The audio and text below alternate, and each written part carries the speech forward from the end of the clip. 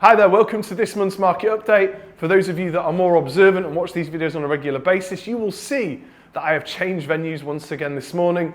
I am in the wonderful Headingley, very busy high street running past me here, last month in Crossgates, and hoping to do a good whistle stop tour around some of our branches filming these videos. Before I get into today's roundup of what's happening across the market and what we think is going to happen, please hit that like button, it really does help us out, and why not subscribe to our channel. You will get updates on when we film these videos, and we'd love to have you as one of our subscribers. So let's get into it.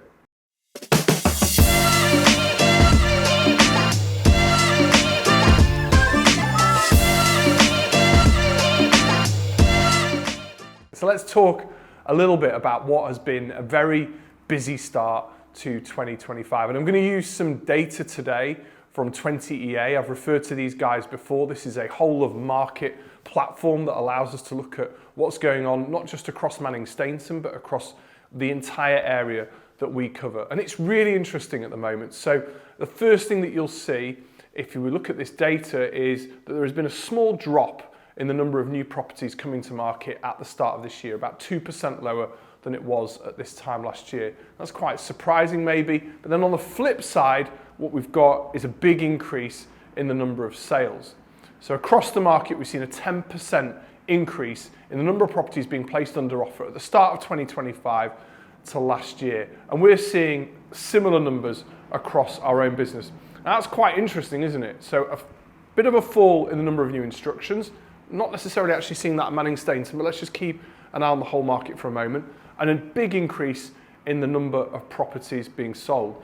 So you know what I'm going to say next. Inevitably, where you get that imbalance, what we tend to see is a shift in prices. And again, if you look at the data from 20EA, you will see that the average price of property selling is 6.4% higher at this time this year than it was last year. And that's about £16,000 added onto the price of the average property.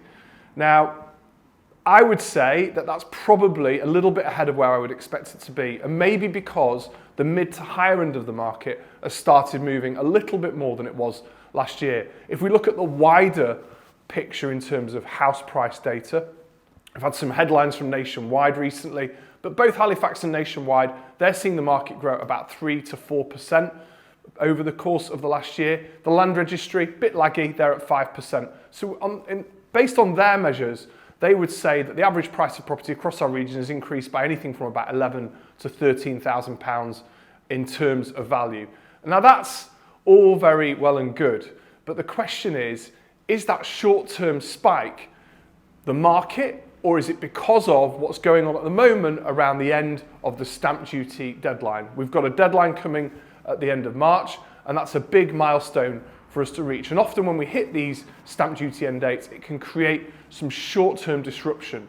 So let's have a little bit of a think about that as we make some predictions for what is coming over the next couple of months.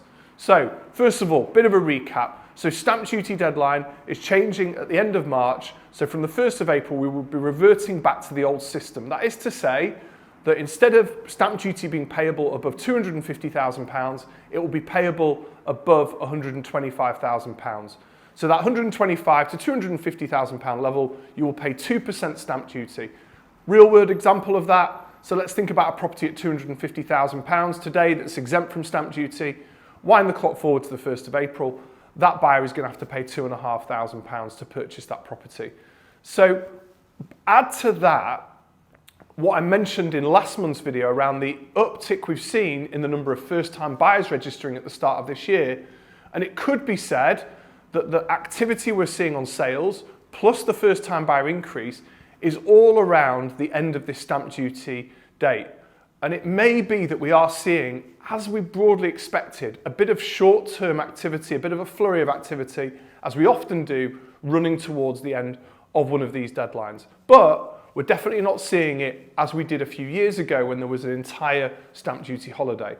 So let's think then about beyond the end of March. We're going to have a bit of a panic month this month. People are going to be stressing to get these deals through. We're going to be working super hard to make sure we help our customers do that. But beyond that, the question is, are we going to see the market take a step back? Are things going to change after the stamp duty deadline? And my prediction is that whilst there's definitely a flurry of activity, I think there is an underlying strength in what's going on at the moment for many of the reasons that I've gone through in previous updates. So I think flurry of activity, but beyond April, we're still going to see that good volume of sales and listings come to market, and that's going to continue to drive prices through the spring and into the summer months.